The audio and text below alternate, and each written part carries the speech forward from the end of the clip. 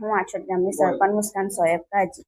ગ્રામ પંચાયત દ્વારા કાર્યવાહી કરવામાં આવેલ છે. ITI બાબતે પંચાયત દ્વારા કાર્યવાહી કરેલ છે. કૌભાંડ થયું છે, કરોડોનું કૌભાંડ થયું છે એવો આક્ષેપ છે. શું માનો છો? વિકાસ કામો નથી થયા અને કાગળ પર બતાવી દેવાય તેવો આક્ષેપ છે. ITI બાબતે જવાબ મળી જશે. ગેરમાર્ગે દોડતો જવાબ આપવામાં આવે છે પંચાયતમાં. ગામજનોનું કેવું છે?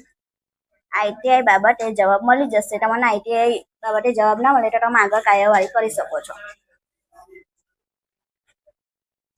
તો તમે એવું માનો છો કે આ જે ઓનલાઈન પ્રોસેસ મુકાઈ છે એ ખોટા દસ્તાવેજો છે? અમારી પાસે બધું જ છે, બધું કામનું બધું જ છે અમારી જે પાસે. એક્સેપ્ટ કરે છે એમને જે દસ્તાવેજ રજૂ કર્યા ઓનલાઈન કાઢીને, તો ઓનલાઈન ની જે વેબસાઈટ છે એમાં ખોટા દસ્તાવેજ રજૂ થયા છે તો તમે માનો છો? આજે આટલી મોટી સંખ્યાની અંદર ગામજનો ભ્રષ્ટાચારના આક્ષેપ કરી રહ્યા છે, તો શું આટલો મોટો ભ્રષ્ટાચાર થયો હશે? પણ અમારી પાસે બધું લીગલ જ છે. તો પછી આ ગામજનો ભ્રષ્ટાચારના આક્ષેપ કેમ કરી?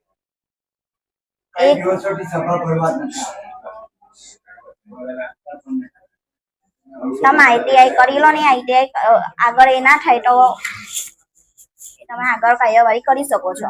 ગ્રામ પંચાયતની સભા પણ બોલાવવામાં આવતી નથી. આવશે, આવશે?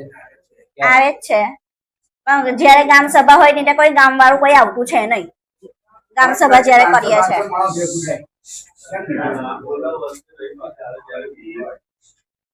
આક્ષેપ છે કે 3 દિવસથી 500 માણસો ગામના ભેગા થાય છે, તેમ છતાં પણ સભા બોલાવવામાં આવે છે. ગલત છે. ગામ સભાઓ થાય છે પણ કોઈ આવવા તૈયાર નથી. વધુમાં તમે સાચા છો અને ગામજનો ખોટા છે? હા, જ્યારે ગામ સભા થાય છે ત્યાં હું હાજર રહું છું. 10 થી 15 થી 20 ગામજનો હોય છે, એનાથી આગળ કોઈ આવતું નથી. ITI-માં સવાલો કરેલા છે, તેમના જવાબ અહીંયા આગળ ગેરમાર્ગે દોડતા આપવામાં આવ્યા છે અને તમે મીડિયા સમક્ષ જોયું છે અને તે સાચું છે. મેં તમને કીધું ને કે ITI તમને આગળ જવાબ ના આપે એટલે તમે આગળ એ કરી શકો છો. પણ નગરજનોનું કેવું છે કે ITI ના જવાબ જ નથી આપતા, અમને તો આવું કે છે કઈ આવીને તમે કાગળ તપાસી જાઓ. ITI બાબતે તમને કહું તો છું કે ITI બાબતે અમારા ITI પંચાયત દ્વારા કાર્યવાહી કરેલ છે. સ્તર તપાસી કરવાનું અને રૂબરૂ સ્તર તપાસી એમને ના પાડેલી તો એમને અપીલમાં જવાનું કહી દીધેલું છે.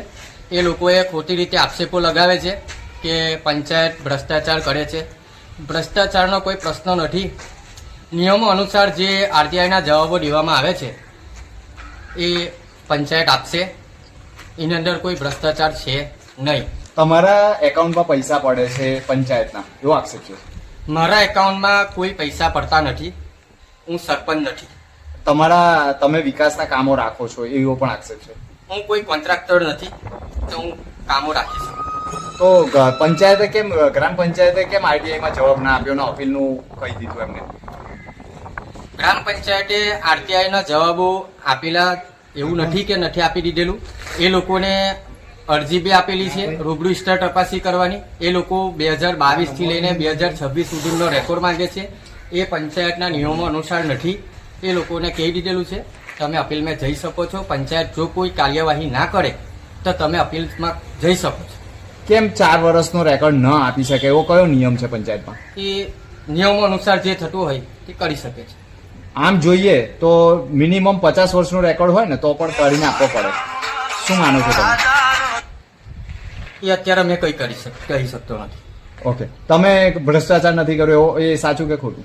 જો મેં ભ્રષ્ટાચાર કોઈ ખોટું છે, એ લોકો જે કહે છે એ લોકો ખોટી રીતે મને ગેરમાર્ગે દોડે છે અને પબ્લિકને બી ગેરમાર્ગે દોડાવે છે. ઓકે.